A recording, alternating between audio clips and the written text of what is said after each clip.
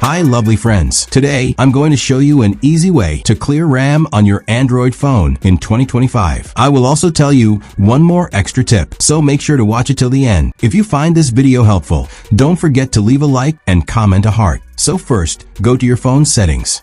Scroll down and press on Battery and Device Care, or just Device Care depending on your phone.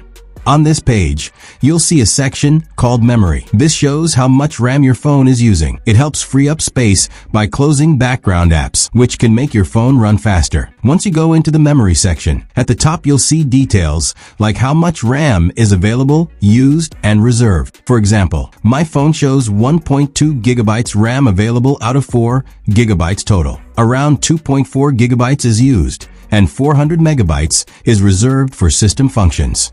Just press on Clear Now.